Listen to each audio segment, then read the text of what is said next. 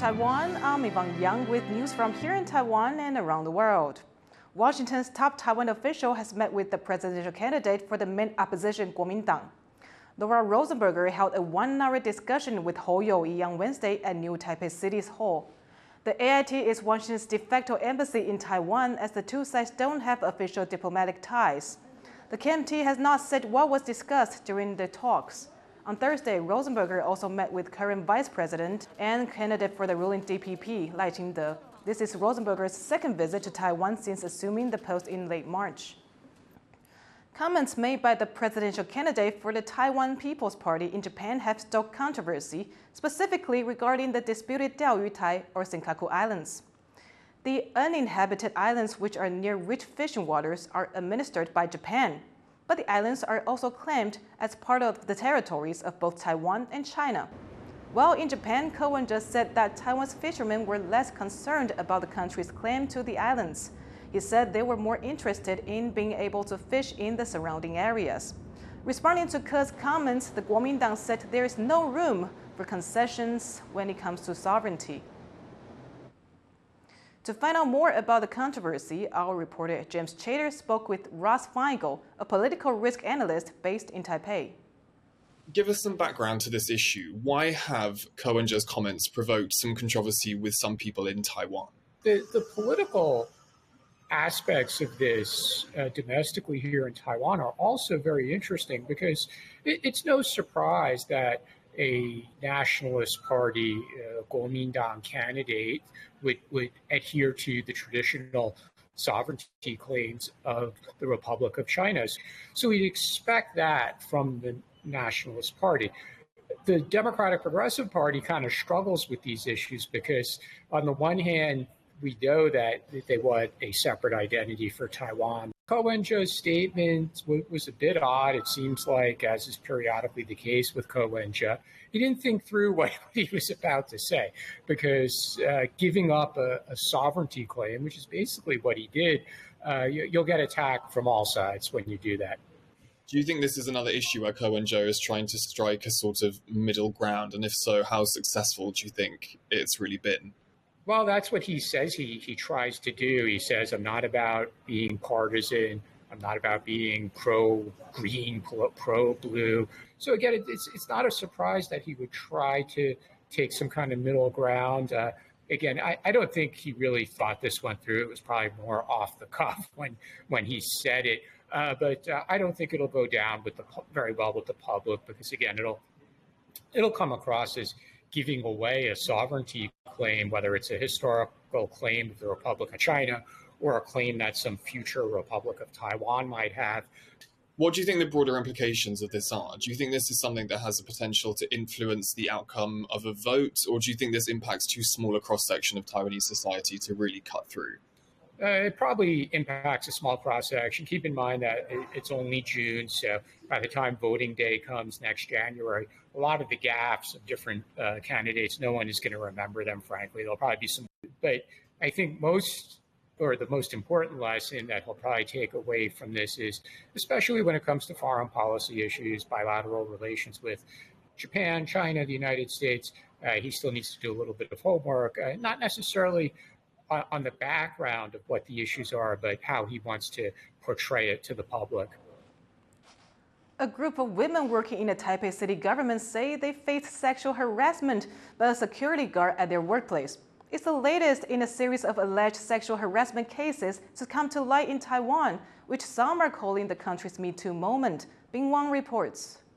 6 more people in the Taipei city government have come out against the sexual abuser.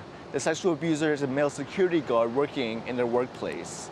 He's been sending them unwanted text messages, touching them, and even asking them out on dates. One time, he even locked the doors so they can't leave their workplace. It's important to note that these are all just allegations so far. A full investigation is underway. 整个事件中，没有人给我们一丝的关怀，只有不断的质疑我们的出发点，甚至语带威胁的告诉支持我们的同仁，不要再找议员申诉了。您认为这样的状况，这么多的受害女子，今天公园处派你过来讲的只是2次申诫吗？这样的状况，你今天把它调离其他处所，你在那边盘点有没有女性，这是重点吗？难道其他处所的女性就不会受害吗？ Taiwan has seen a rise in sexual harassment cases in recent weeks, from professors to activists to even politicians. It's become known as Taiwan's Me Too movement, and the hope is once more people come out, others will be brave enough to do so as well. Easton Chen and Bing Wong in Taipei for TaiwanPlus. The education sector has now been pulled into the recent string of sexual harassment allegations. A school principal in central Taiwan's Nantou County has been accused of sexually harassing over 150 students. Joyce Deng reports. More victims step forward. Ms. Zhuang is testifying against her then elementary school teacher, who she said sexually abused her in a car when she was just a student. That teacher is now a school principal, and as other victims speak up, it's believed he could have assaulted as many as 150 children. According to Chen Yiling, a secretary general at an NGO working to prevent child exploitation, the revelations signal an unfortunate, long-standing problem.